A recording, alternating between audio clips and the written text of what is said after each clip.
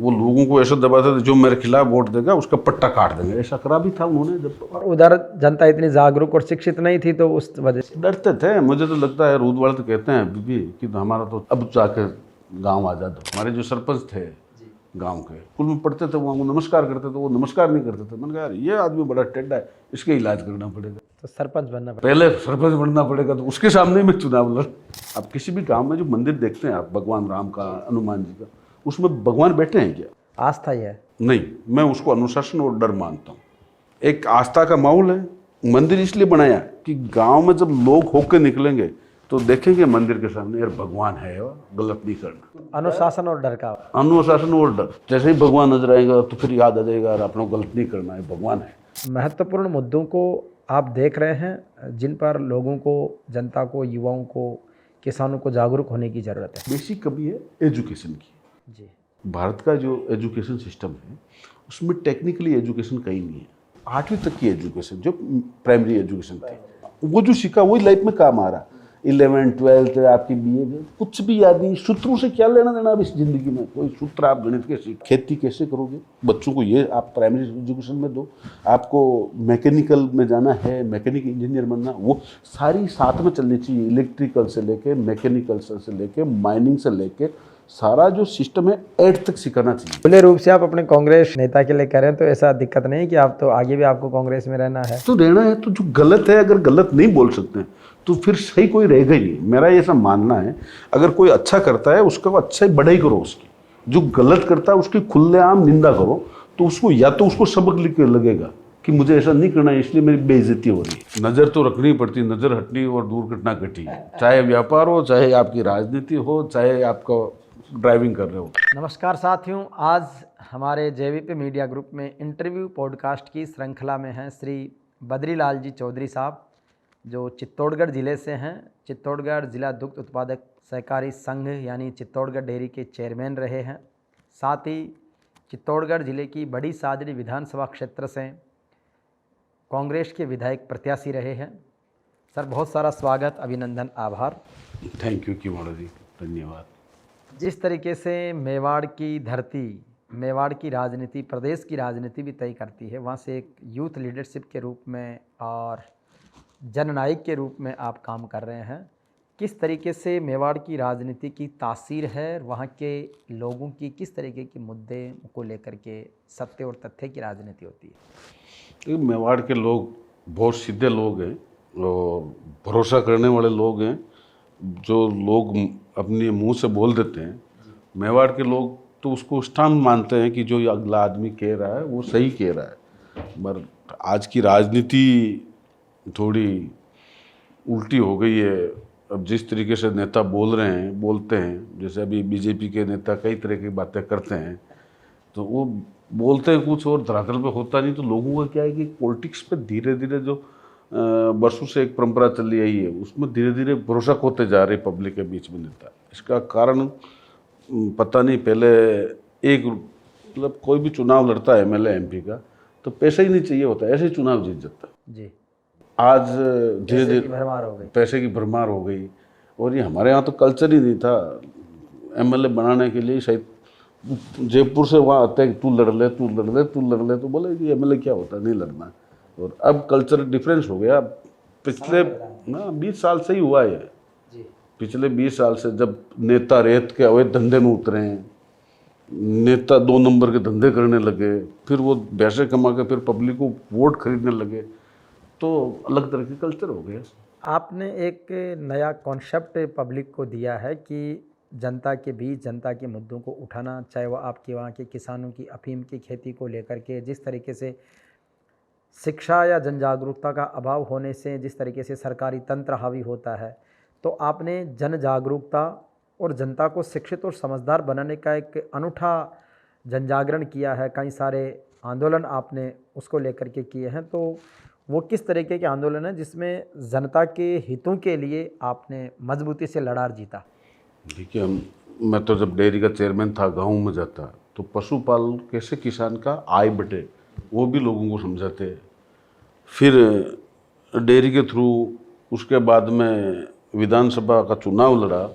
बड़ी सादड़ी एरिया जो मेरी कॉन्स्टिट्यूंसी है, उसमें एक पार्ट जो दमोतर पंचायत समिति है वो मीणा बेल्ट है, मंगरा बेल्ट बोलते हैं, जो प्रतापगढ़ में आता है, और बड़ी सादड़ी का कुछ पार्ट वो भी मंगरा बेल्ट आता है। और डूंगड़ा और बड़ी सादड़ी के जिन गाँव में भैंस और गाय या दूध का, जब मैं चेयरमैन था, पशुपालन था, तो लोग इस चीज़ को समझे, तो वहाँ से मैंने लीड ली।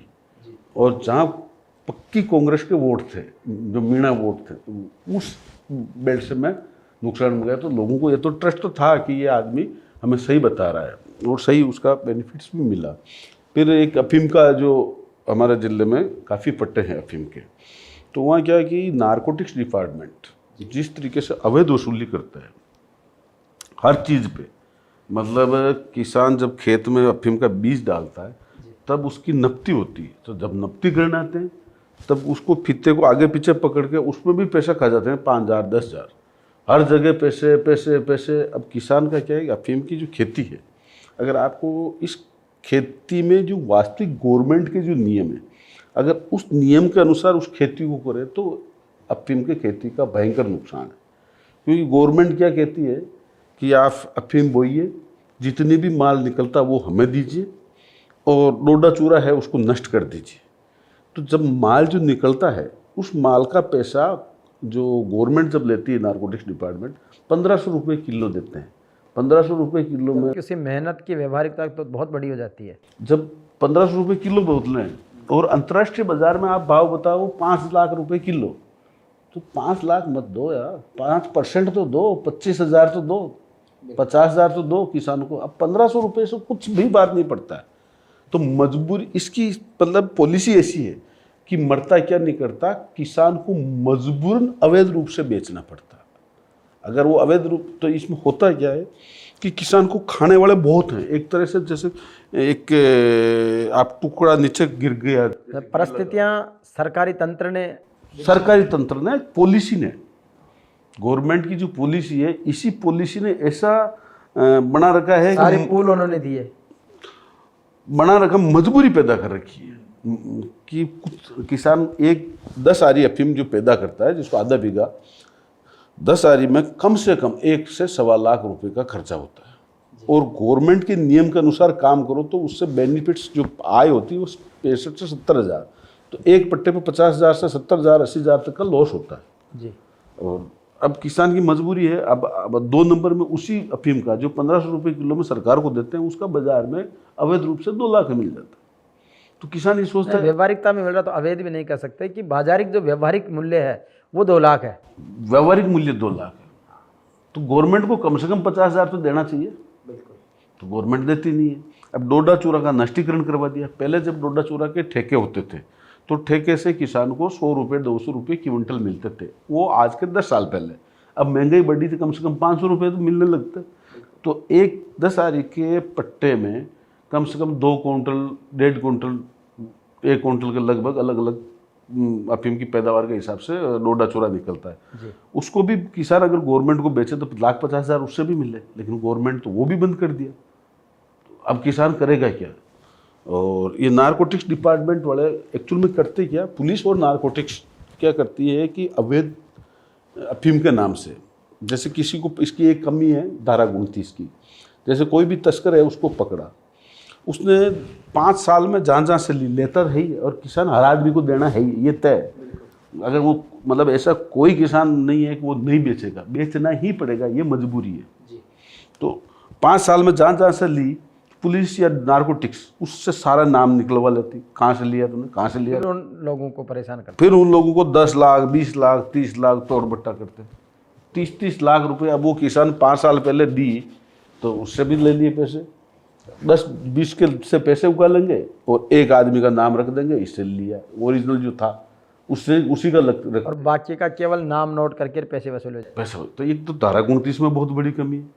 फिर ये नारकोटिक्स डिपार्टमेंट भी जैसे अब कच्चा तौल के नाम से, बीच में जब आपका अफीम का लुई चल रही होती है तो एक कच्चा तौल का एक प्रावधान है कि जाके आपको किसान के घर में कितनी अफीम है और कितनी निकाली है, तो उसका एक तौल निर्धारण करते हैं, एक तौल कच्चा तौल। तो डिपार्टमेंट वाले जाते हैं तो उसमें क्या कि कच्चा जब होता है तो पानी मिक्स आता है, तो पानी का भी वेट होता है उसमें।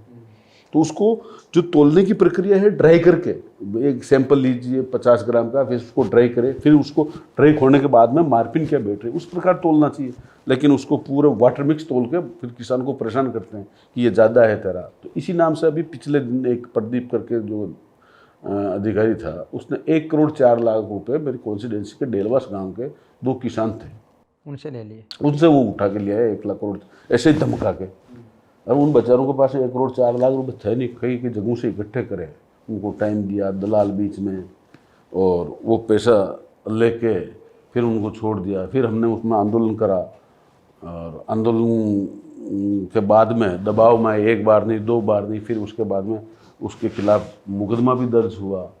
फिर उसने वापस वाया मीडिया, क्योंकि बीजेपी वाले नेताओं को भी ये था कि हमारी बदनामी हो रही, तो वो जब सोच रहे थे कि हम पैसा हमारे थ्रू दें, इससे हमारी साख बढ़ेगी, तो उन्होंने नारकोटिक्स डिपार्टमेंट को दबाव बनाया कि पैसे चैनल हमारे थ्रू जाना चाहिए, बद्री के थ्रू नहीं जाना चाहिए। तो उन्होंने पैसे नारकोटिक्स डिपार्टमेंट ने, जो मेरे सामने जो चुनाव लड़े थे गौतम तक, जो अभी मंत्री हैं, उनके थ्रू वापस दिलाया। मेरे खिलाफ वीडियो बनवाया उस किसान से कि, जबकि उसके असली जो तारणहार तो आप ही थे जिन्होंने मूवमेंट लीड किया थे। लेकिन अब इन्होंने उससे आदमी से वीडियो कैसे बनवाया कि नारकोटिक्स से पैसे आए हैं, लेकिन सबूत के तौर पे हमें वीडियो नारकोटिक्स को देना है, तो तुम बोलो। तो वो किसान को पैसे दिख रहे हैं, तो लेने ही थे, वापस आ रहे हैं। तो उसने बोल दिया कि बद्रीलाल जी इस मैटर पर राजनीति नहीं करे। बल्कि मैं तो उसको जानता नहीं था, मैं तो धरना दे रहा था किसी दूसरे मैटर पर। वो आया साहब, मेरे साथ में भी ऐसा हुआ। आपने तो सबकी सुनी। मैं तो कभी किसी से पूछता भी नहीं हूँ कि भाई आप कौन सी पार्टी से हो क्या नहीं हो। मैं तो जनहित के लिए कोई भी समस्या लेकर आया तो उसका अंतिम समाधान आपके पास है, और संबंधित के लिए पूरी भरसक प्रयास, पूरी कोशिश करते हैं मन से और दिल से जी। ऐसा भी नहीं है कि जब कोई मुद्दा हाथ में लड़ते हैं तो मेरे को बाद में लेने के बाद में मेरे को ऐसा लगता है ये लड़ाई तो मेरी यार, इनकी थोड़ी है। तो मैं तो खुद के लिए लड़ता हूँ, ऐसा लगता है मेरे को। मैं तो अपने लिए लड़ रहा हूँ, और मेरे को ये लगता है कि यार हर आदमी को न्याय मिलना चाहिए। लेकिन न्याय की ज़माना ही अब थोड़ा ऐसा ही हो गया, तो करो भी क्या है। आप एक बिजनेसमैन भी है, मैन पावर और कंस्ट्रक्शन का बड़ा काम आप हिंदुस्तान जिंक के साथ करते हैं।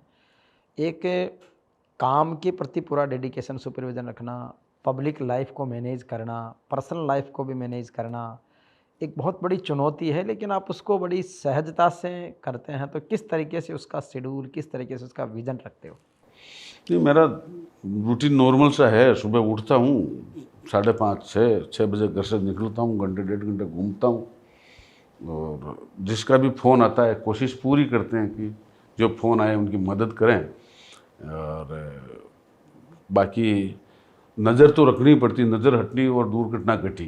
चाहे व्यापार हो, चाहे आपकी राजनीति हो, चाहे आपका ड्राइविंग कर रहे हो, नज़र तो आपको रखनी पड़ेगी। और जो चीज़ें होती है वो आप को देखनी ज़रूर पड़ेगी। और मेरा ये सब मानना है कि मैं कोई मतलब ऐसा नहीं कि मेरे फादर पॉलिटिक्स में थे या मेरे फादर ठेकेदारी करते थे। मैं किसी लाइन पे आ रहा था कि आपकी पब्लिक लाइफ और पॉलिटिक्स कैसे शुरू हुई? मेरा कोई ऐसा कोई विज़न नहीं था कि जब जन्मे तो वही पता था कि भाई खेत में जाते थे, वैसे स्कूल से आते जाते, छुट्टी के बाद पढ़ाई करनी, खेत में हाथ बटाना।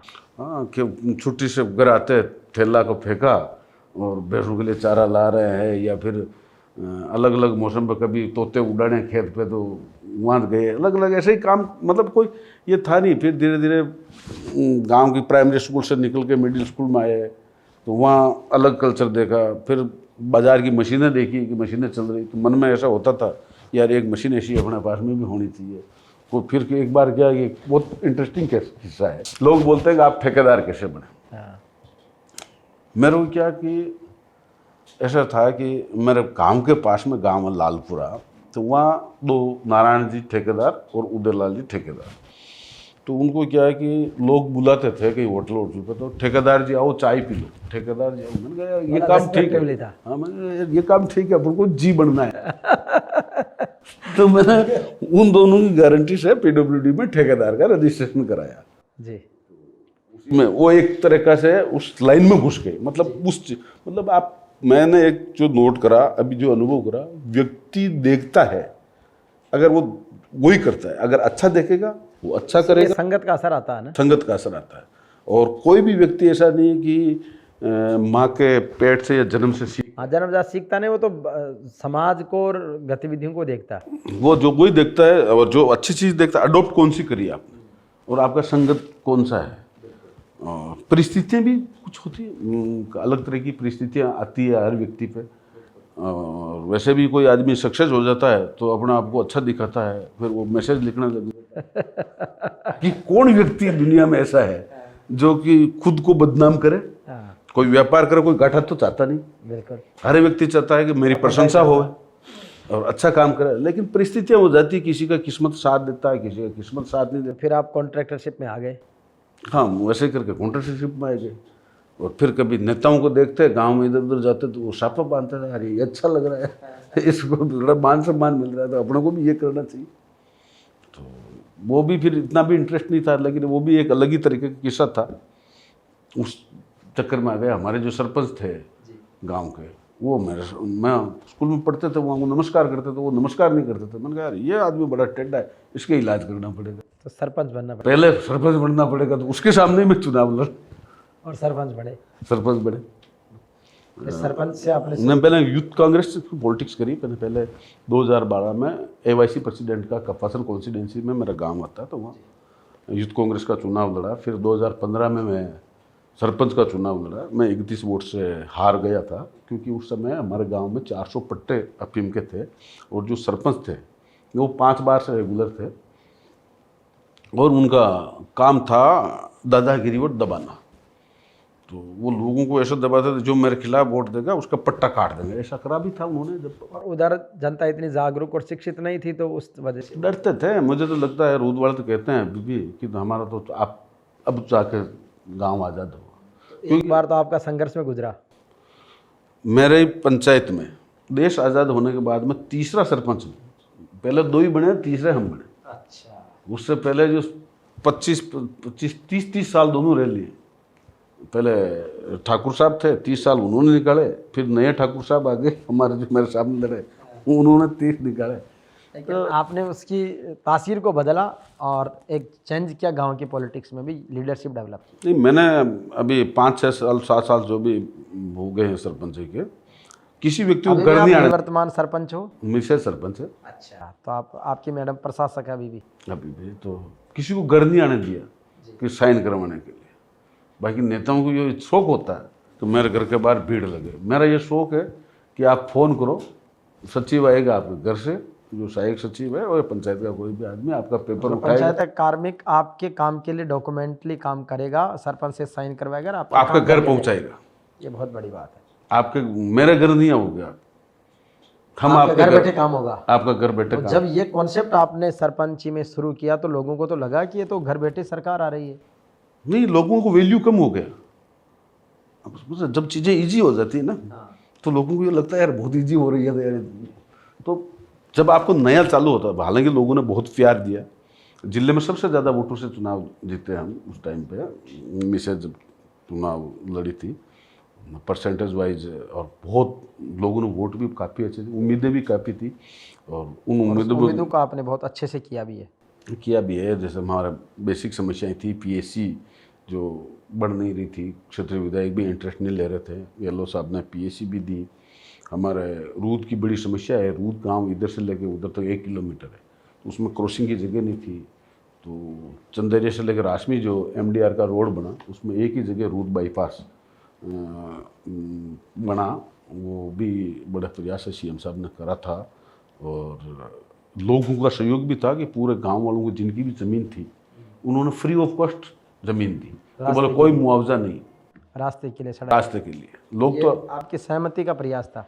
हाँ, समझाया मनाया भी था लोगों को, जिन जिन के थे। कुछ लोग इंटरेस्टेड भी थे उसमें कि भाई हमारी जगह रोड पर आएगी तो वैल्यू बढ़ेगी। कुछ लोग मान नहीं रहे थे, उनको समझाया था। अच्छा, इसके बाद में आप डेयरी का सफ़र कैसे शुरू हुआ चेयरमैन के तौर पर? सारी चीज़ें ऐसे में हो गई, मतलब कोई ऐसा नहीं था। मगर वो जिला परिषद लड़ा था मैं, तो जिला परिषद का चुनाव होने के बाद में जिला परिषद मेंबर बना। उसके बाद में आंजना जी कोऑपरेटिव मिनिस्टर थे, तो हमारे वहाँ पर जब से डेयरी बनी तब तक बीजेपी का ही बोर्ड था। तो उन्होंने कहा क्यों कोऑपरेटिव एक ऐसी चीज़ है कि एक बार जो बैठ जाता है उसको उठाना बहुत मुश्किल है, मुश्किल हो जाता है, और उसके लिए फिर मजबूत आदमी चाहिए। मजबूत आदमी चाहिए, नीचे ये बड़ा। आनंद जी का यार तू ट्राई कर, कैसे क्या हो सकता है, तो करी कोशिश और ईश्वर ने साथ दिया, चेयरमैन बन गए उस टाइम पे। और फिर गौतम जी आए मंत्री, तो उन्होंने वापस उतार दिया क्योंकि वो मेरे सामने एमएलए लड़े, तो उनको पच नहीं रहा था कि तो अब राज तो कोई तो खामियां निकाल ही देता है। खामी कुछ नहीं थी, इन्होंने तोड़ मरोड़ के करा। मतलब इन्होंने बोर्ड सदस्य को तोड़ लिया। क्या करा कि जब मैं चेयरमैन था तो मेरे सारे खिलाफ तो थे ही। मतलब जैसे कांग्रेस में प्रकाश चौधरी बड़ी सादगी से एमएलए मांगते थे, एमएलए लड़ते थे, एमएलए रहे भी हैं, तो उनको भी ये लगता था कि यार ये मैं बड़ी सादगी घूमने लग गया था कि जगह और ये इधर स्थापित हो जाएंगे क्या? ये आ जाएगा। तो उन्होंने प्रकाश चौधरी ने भी मेरे खिलाफ शिकायतें करी। जब तत्कालीन सीएम गहलोत साहब ने को शिकायत करी, साहब ये बद्रीलाल जाट डेयरी चेयरमैन है, इसने सरस खेल महोत्सव कराया, इसमें फर्जीवाड़ा करा। तो जांच कमेटी, मैंने एक अप्रोच किसी से नहीं करी, मैंने कहा आप तुम पाक साहब खूब जांचें करो।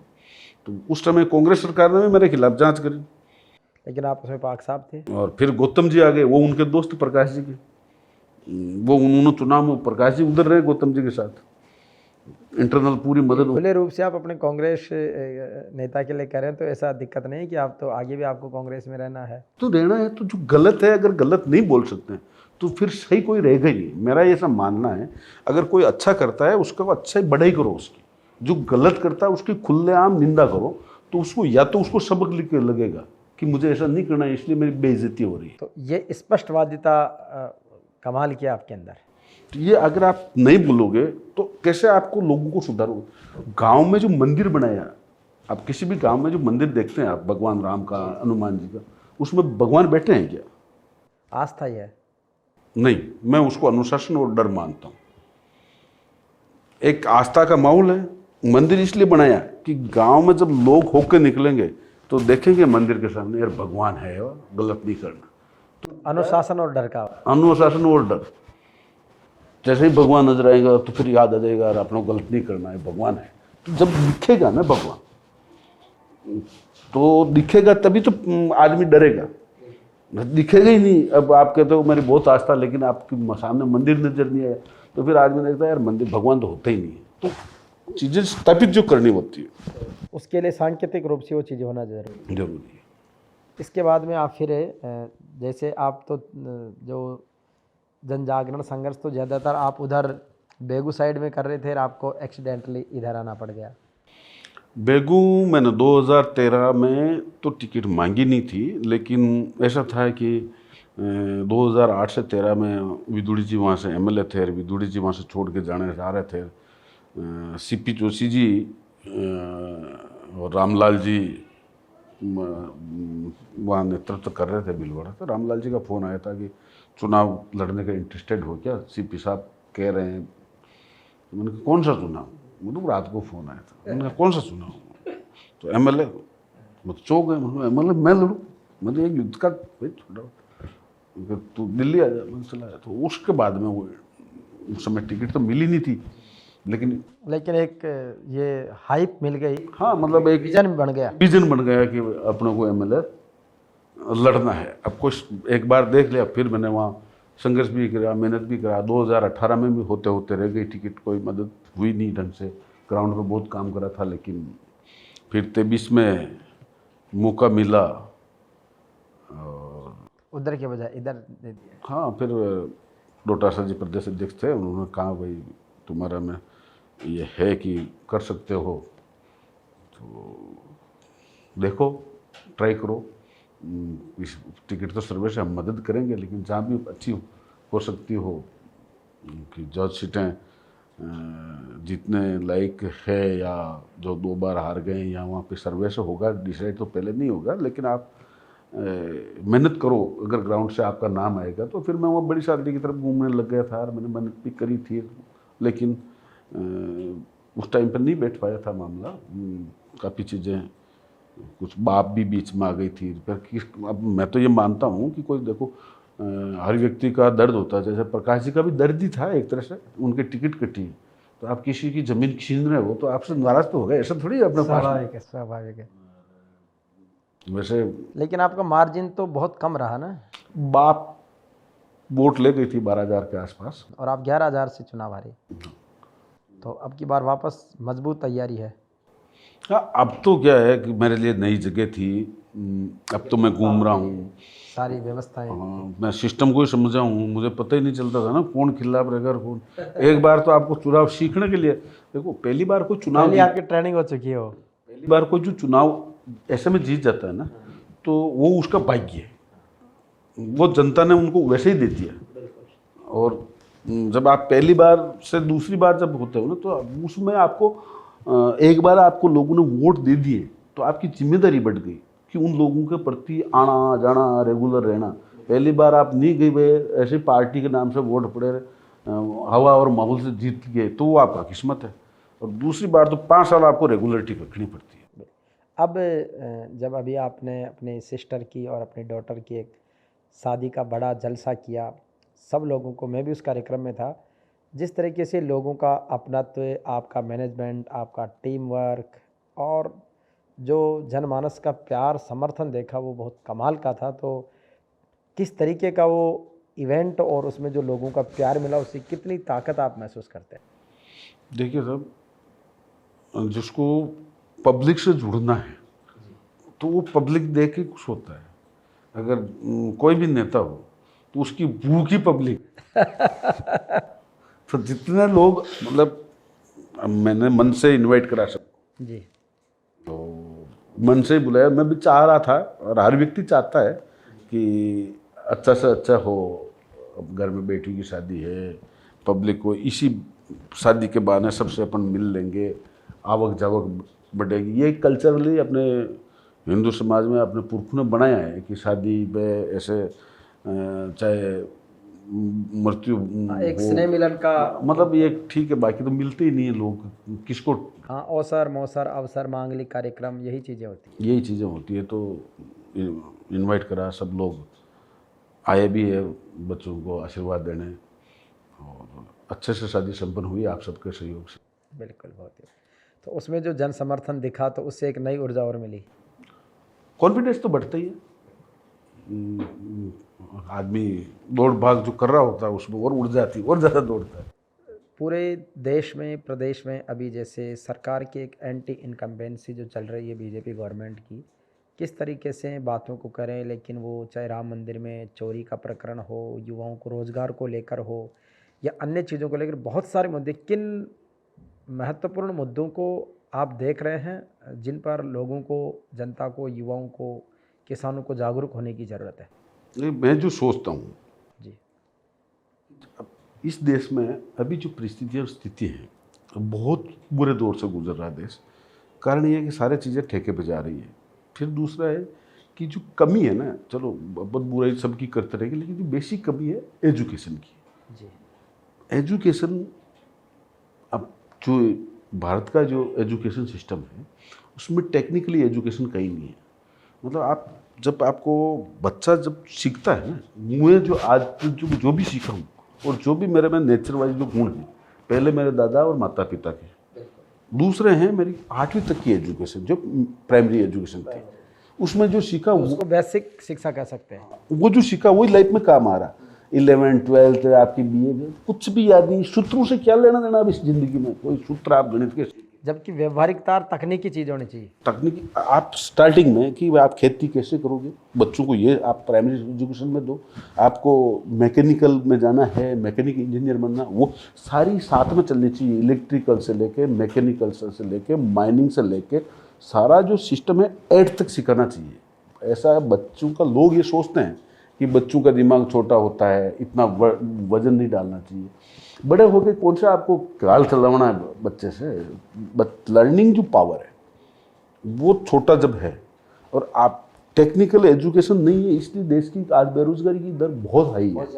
और मतलब आने वाली स्थितियों में पैसे वालों को भगना पड़ेगा, खुद को छिपाना पड़ेगा। बेरोजगारी ऐसे बढ़ी तो इतनी बड़ी लूट होगी, जो पैसे बना रहे हैं उनको लोग छीन लेंगे और खुद की जान बचाने के लिए विदेश भगना पड़ेगा। फिर कल्चर वाइज आप देखो तो जो प्राइम मिनिस्टर और गृह मंत्री जब एमएलए खरीद रहे हैं, एमपी खरीद रहे हैं, चुनी हुई सरकारें गिरा रहे हैं, तो फिर जो ब्यूरोक्रेट्स हैं उनको भी ये लगता है कि जब अपना देश के सर्वोच्च नेता है वो जब चोरी करके, सरकार चोरी कर रहे है, तो हम पैसे चोरी करने में क्या दिक्कत है।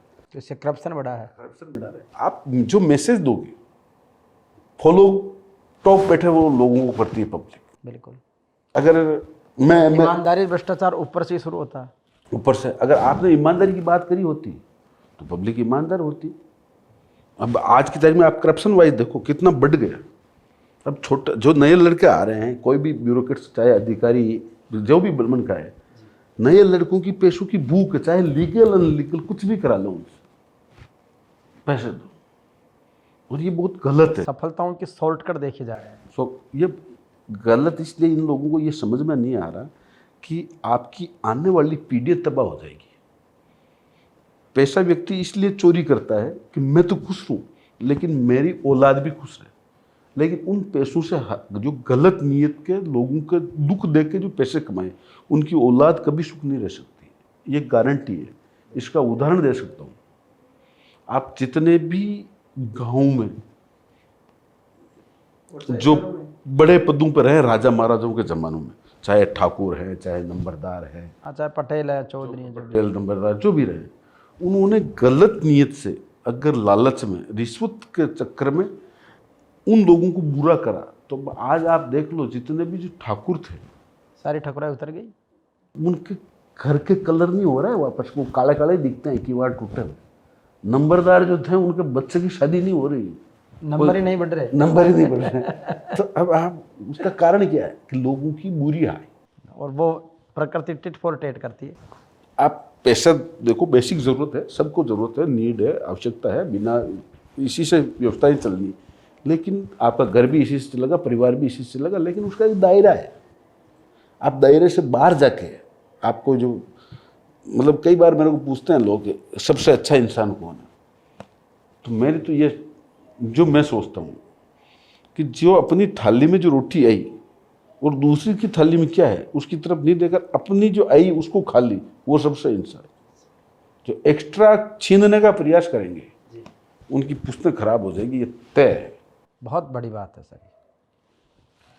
किस तरीके से युवाओं को आपके तरफ से एक आह्वान, मैसेज देना चाहेंगे आज के दौर में एक अच्छा जीवन जीने के लिए, चाहे वो राजनीति में हो, पब्लिक लाइफ में हो, सरकारी सेवा में हो, टेक्निकल हो, फ्रीलांसर हो, जिस भी रूप में रहें, लेकिन क्या एक यूथ को सक्सेस होने के लिए? देखिए मेरा जो जहाँ तक सोचना है और मानना है, देखो मेन तो हर आदमी अच्छा प्रयास करता है, लेकिन कई लोग क्या है कि एक दो प्रयास के बाद में आलसी हो जाते हैं, जी मेरे तो किस्मत में नहीं है। ऐसा नहीं है, आपको करना पड़ेगा। आपको एक बार, दो बार, तीन बार, हर बार मतलब सक्सेस इस दुनिया के किसी भी बड़े आदमी का आप इतिहास उठा के देख लो। आज ट्रम्प दुनिया को धमका रहा है, लेकिन उनका भी इतिहास देखो, वो खुद भी दिवाले हो रखे थे, एक ज़माना था। तो हर व्यक्ति के पीछे की अलग ही संघर्ष की कहानी है। व्यक्ति को निराश नहीं होना चाहिए, गलत ट्रैक पे जाना नहीं चाहिए, ईमानदारी से अपना डेडिकेशन से ईमानदारी से अपना काम करें और उस काम को ही भगवान माने।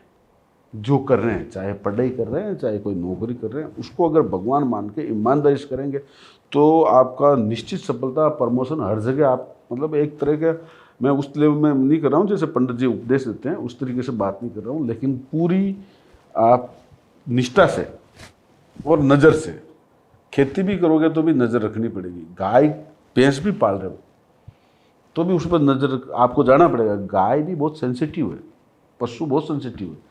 अगर आप रोज़ उठ के आपके घर में गाय है, चाहे आप उसका दूध मत निकालो, गोबर मत डालो, चारा मत डालो, लेकिन जब उठ के जाते हो ना घर, तो उसके कान पे एक थप झप्पी दे दो, क्या हाल चाल है तेरे, ये सिर पे ऐसे हाथ घुमाए, वो बड़ी खुश होती है, आज मालिक आए और मुझसे प्यार करके गए।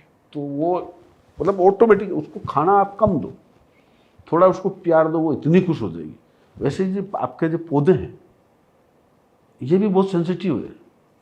अगर जिस खेत का जो मालिक है और वो ऐसे लेबर से काम करा रहा, लेकिन वो एक चक्कर लगा के घूम कर निकल जाएगा खेत कुछ जिसके लिए मैं फसल तैयार कर रहा हूँ, वो मुझे अच्छी तरह से देख रहा है। तो सारी चीज़ें मैं तो युवाओं से ये कहना चाहता हूँ कि आप अच्छे से इन नशे से दूर रहे। आज की तारीख में नशे का बहुत ज़्यादा चलन, हर जगह कोई गांजा पी रहा है, कोई अफीम खा रहा है। ये आने वाली पीढ़ियाँ बर्बाद हो जाएगी। मतलब वो तो होगी, आने वाली पीढ़ी कैसे बर्बाद होगी? जब आप नशे में रहते हो तो आनुवंशिक नशा दे दोगे बच्चों को, जब आपका बच्चा पैदा होगा वो माइंडली डिस्टर्ब भी पैदा होगा। जो आदमी नशा बहुत कर, बड़ी चुनौती है सर। नशे का व्यापार पूरे देश में फैल गया, लोग सुसाइड कर रहे हैं, कहीं के घर बर्बाद हो रहे हैं, कहीं नपुंसक हो रहे हैं, कई तरह की समस्याएं हो रही हैं, कहीं घर बिगड़ रहे हैं। तो ये बहुत बड़ा चैलेंज है। अभी हालांकि जो गवर्नमेंट जो काम कर रही है, करती भी है, नशा कंट्रोल करने की कोशिश करते हैं, लेकिन उन कोशिशों को सकारात्मक दृष्टि से नहीं कर रहे। आज पुलिस और प्रशासन पूरी तरह से कंट्रोल करना चाहता है नशे को, और फिर उसको कंट्रोल करने का ईमानदारी नहीं है, उसमें भी करप्शन हो जाता है। लोगों को अलग तरीके से आपको समझाना पड़ेगा। आपको एक जन जागरूकता अभियान लगा के लोगों को ये सिखाना पड़ेगा कि ये इससे ये इफेक्ट होता है, ये इफेक्ट होता है, ये इफेक्ट होता है। जब इफेक्ट ही मालूम नहीं है, सिर्फ आप डरा धमका के करोगे तो नहीं चलेगा, क्योंकि डरा धमका के आदमी एक को खत्म कर सकते हो, दूसरा तैयार हो जाएगा।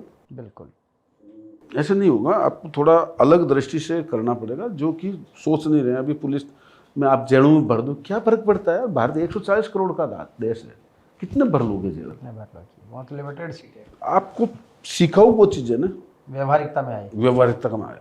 लेकिन ये सबसे बड़ी एजुकेशन सिस्टम वहीं से चालू होता है। बिल्कुल। तो आप जैसे ज़्यादातर फील्ड की राजनीति में रहते हैं जनसंघर्ष के लिए, लेकिन जयपुर दिल्ली के भी चक्कर लगाने होते हैं। चित्तौड़गढ़ से तो बहुत दूरियां हो जाती है, तो कितना राजनीति को मेंटेन रखने के लिए और सरवाइव करने के लिए किस तरीके से फील्ड और शीर्ष नेतृत्व का हाजिरी जैसी स्थिति होती है? ये थोड़ी मेरे में कमी है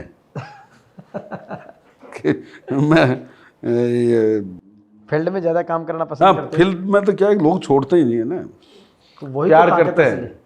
तो कहीं पे भी आना ही पड़ेगा। तो जैसे वो फील्ड एक 24 घंटे, फिर वो लोगों के बीच रहना आपको भी अच्छा लगता है? हाँ, तो वहीं घूमते रहते, डोलते रहते। मेरे को दिल्ली जयपुर तक मेरे रास्ते ही पूरे मालूम नहीं कहाँ जाए। सरकार में चाहे बीजेपी हो चाहे कांग्रेस हो, संगठनात्मक रूप से एक जो शीर्ष नेतृत्व है उसमें वर्चस्व की लड़ाई को लेकर गुटबाजी हावी रहती है। उसको कैसे मैनेज करते हो कि कभी किस नेता का गुट, कभी किस नेता का गुट? आपको तो सबको ही मैनेज भी रखना है, जनता के बीच आपको अपने आप को सर्वाइव भी करना। तो ये एक बड़ी चुनौती आज के नेताओं के सामने आ रही है। सब गुट ऊपर भी होते हैं, नीचे भी होते हैं, और सबको अपना अपना वर्चस्व बनाए रखना होता है।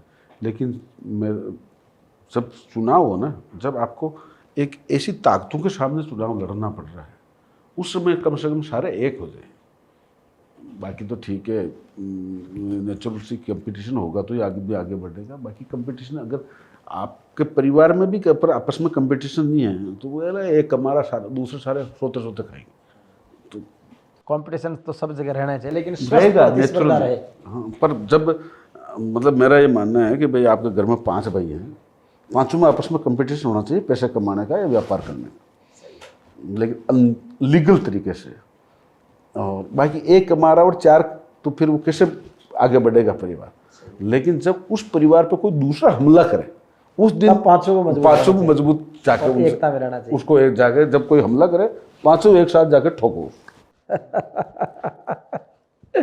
चाहे वो बेचारी को कुछ चाहे भी वो हो, दूसरा हो। अपना परिवार पर हमला नहीं होना चाहिए। बिल्कुल। और जब संगठन की बात आती है तो संगठन परिवार हो जाता है, संगठन परिवार पार्टी होता तो पार्टी में ऐसे ही है। मैं विधानसभा में मैं दौड़ रहा हूँ तो दूसरे लोगों को भी तो टिकट चाहिए, वो भी तो कंपटीटर है। लेकिन अब जब चुनाव का मौका है और अपना परिवार कोई दिमाग खा जाए तो कौन बच सकता है? बिल्कुल बिल्कुल।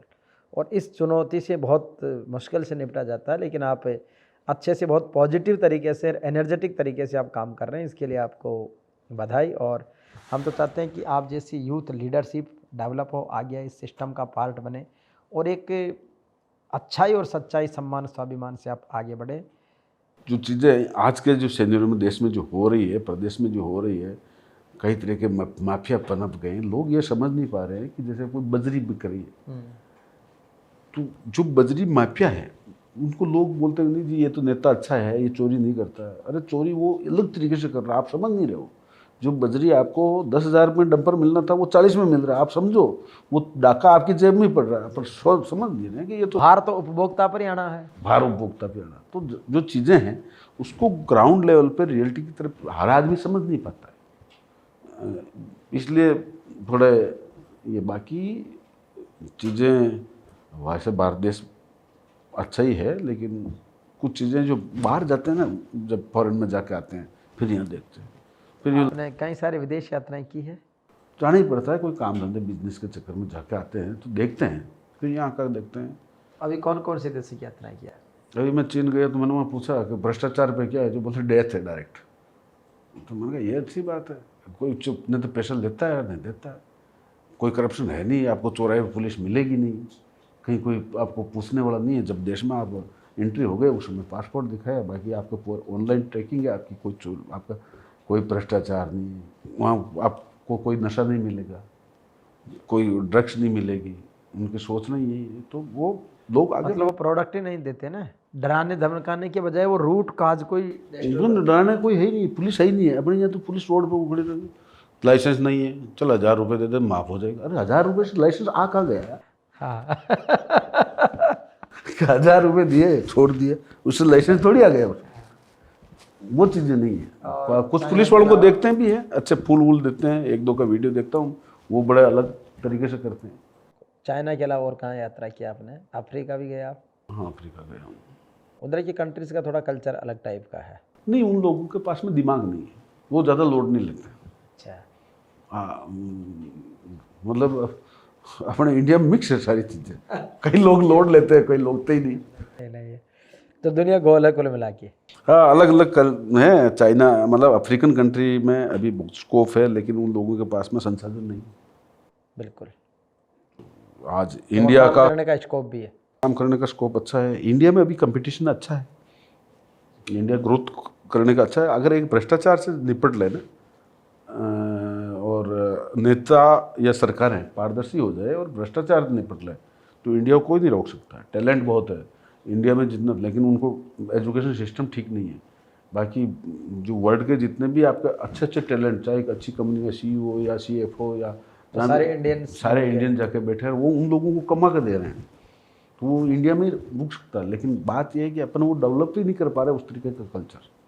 निश्चित रूप से उम्मीद है कि आप जैसे अच्छे लोग आएंगे तो ये सब चीज़ें। अभी आप जैसे अपन जिस बिल्डिंग में आपके इसमें बैठते हैं, यहाँ गवर्नमेंट ने कोचिंग तो बना दी, लेकिन क्या बनाया, कोचिंग हब बनाया, लेकिन यहाँ 50 कोचिंग आनी थी, लेकिन पारदर्शिता नहीं है ना। सब एक दूसरे से कोचिंग वाले भी कंपटीशन में रहते हैं, ये वो पारदर्शिता नहीं है, तो वो एक जगह आना नहीं चाहते क्योंकि पॉलिसी लीक हो जाएगी। तो वही चीज़ें अगर कल्चर आप डेवलप करो, नहीं आप मतलब नीट, क्लीन और ट्रांसपेरेंसी से काम करेंगे, कहीं भी लगा दो। जैसे दूसरे गवर्नमेंट मतलब चाइना गवर्नमेंट की बात करो तो वहाँ सिस्टम ही ऐसा है कि बना दिया है तो बना दिया, आपको वहीं करना पड़ेगा। अगर आपके अब कहीं खुद की बिल्डिंग है तो नहीं, बंद करना। उसमें बेईमानी या भ्रष्टाचार है ही नहीं तो उनको करने में दिक्कत भी नहीं है।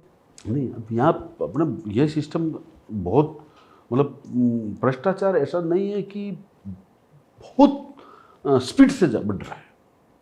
अगर आप वास्तव में देखो ग्राउंड पे जाके बहुत स्पीड से बढ़ रहा है, और नेता जानते हैं कि भ्रष्टाचार बढ़ रहा है, लेकिन वो भी कुछ नहीं बोल रहे। बेचारा नेता करे भी तो क्या करे, नेता को तो चुनाव में ज़्यादा खुद भी भ्रष्टाचार करता है।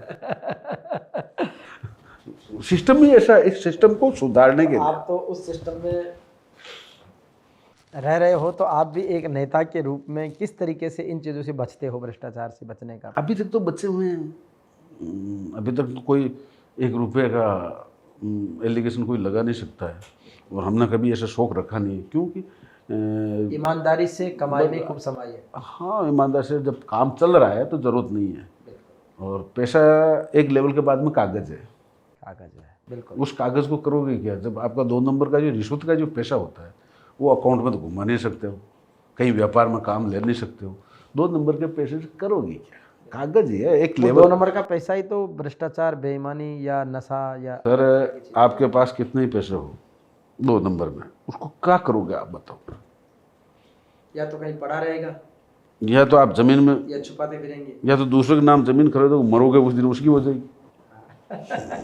ठीक है, सही है। और ये उस कागज से ज़्यादा चुनाव लड़ लोगे, बस इसके अलावा क्या करोगे? क्या करोगे? सही। भाई रोटी ही खानी है आपको, पेट ही भरना है, तो पेट रोटी में ऐसा तो नहीं कि आप पेट में 40 डाल लोगे, जाने तो 4 है, 2 रोटी जानी है, 4 रोटी जानी है। तो उस पैसे को करोगे क्या? मेरे को ये समझ में नहीं आता है कि हाँ वो कोई इंडस्ट्रियल बिजनेसमैन बिजनेस कर रहा तो ठीक है, उसी पैसे से उसको रोटेट करेगा, आगे बढ़ेगा, लेकिन 2 नंबर का कागज क्या काम का? बिल्कुल। आपकी ज़रूरतें जब पूरी हो रही है तो ज़रूरतें पूरी होने के बाद में एक्स्ट्रा पैसे को क्या करोगे? चलो नेता तो चुनाव लड़ लेता, उसमें कपा देगा, लेकिन जो ब्यूरोक्रेट तुम का ले जाओगे, क्या ले जाओगे? और पैसों से सुख थोड़ी मिलता है, सुख तो पैसों में नहीं है, सुख तो आपकी काम की ईमानदारी में। आदमी कोई ईमानदारी से काम करे, गर्व से बोलता है, कोई फर्राटेदार बोलता है, किसी से डरता नहीं दबता नहीं है। बाकी तो ठीक है, जो चोरी करते हैं वो आपस में समझौते करते रहते हैं। बहुत सारी बातें आपसे बहुत शानदार हुई और इन बातों के सिलसिले को अपन और आगे बढ़ाते रहेंगे समय समय पर रूप से। बहुत सारा आपको धन्यवाद, बधाई, और इसी तरीके की बातें, मुलाकातें, संवाद हम आपसे करते रहेंगे। धन्यवाद। Thank you.